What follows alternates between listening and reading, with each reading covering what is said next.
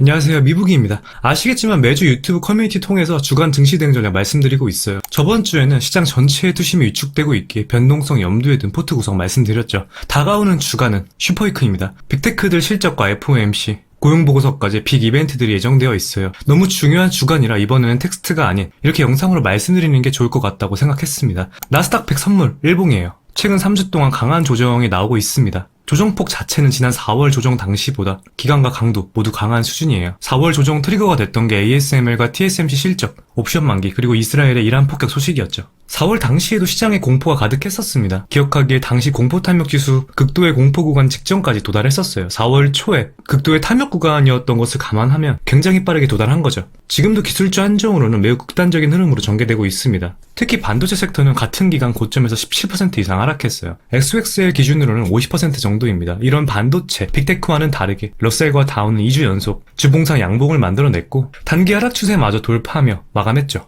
금리 인하를 앞두고 빅테크와 반도체에서 빠져나온 자금들이 중소형주로 이동했다고 판단하고 있습니다. 그만큼 현재 시장을 주도하고 있는 섹터라고 보고 있어요. 개인적으로는 경제지표가 갑자기 냉각되지 않는 선에서는 러셀의 추가적인 랠리 가능성이 높다고 판단하고 있고요. 현재 제 포트에서도 의미 있는 비중을 차지하고 있습니다. 관련해서 단기적으로 포트 구성을 어떻게 가정하면 좋을지 말씀드리도록 할게요.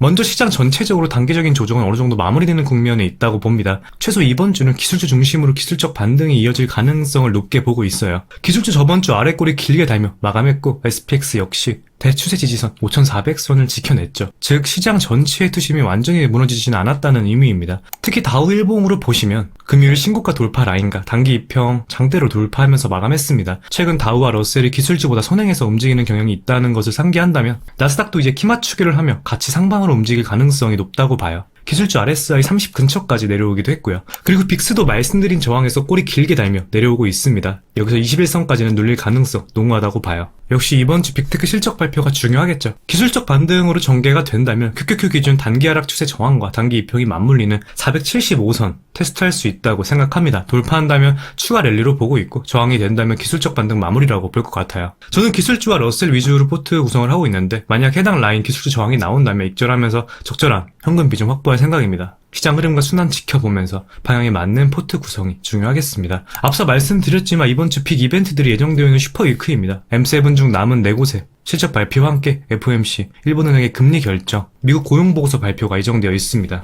AMD와 램리서치, 퀄컴, 인텔 실적도 있고요. 최근 구글의 실적 발표에서 AI의 부진한 수익성 전망과 함께 반도체와 빅테크에서 대량의 자금 이탈이 나왔어요. AI로 돈을 벌지 못한다는 것은 딱히 새로운 이슈가 아닙니다. 작년부터 AI 랠리가 이어지는 와중에 일각에서 계속 나왔던 얘기예요. 사실상 돈 버는 기업이 엔비디아 뿐이라는 것은 모두가 알던 사실이죠. 주요 이벤트 앞두고 미리 조정을 주면서 상방 룸을 열어놓는 전략은 월가가 꽤 자주 쓰던 수법입니다. 개인적으로는 나쁘지 않은 흐름으로 이어질 가능성이 높다고 봐요. 빅테크 실적이 좋지 않다면 작년 7월에서 10월 장세처럼 조정장이 더 길어질 수 있다고 봅니다. 물론 확률 자체는 낮다고 보고요. 그리고 이번 주 FMC도 있는데 개인적으로 FMC보다 일본은행의 금리 인상 여부가 더 중요하다고 생각합니다. 월가의 전문가들은 최근 조정에서 엔캐리 자금의 청산으로 인해 강한 조정이 발생했다고 보고 있어요. 특히 엔캐리 자금들이 AI로 많이 들어갔다고 분석하고 있고요. 실제로 나스닥 100 선물 5분봉과 엔달러 단기 흐름을 보시면 최근 비슷하게 움직이고 있습니다. 주황색 선이 엔달러입니다. 단기 흐름뿐만 아니라 7월 흐름 비슷하게 움직이고 있어요. 엔캐리 이슈는 증시의 중장기적인 영향력을 행사할 만한 리스크라고 봐요.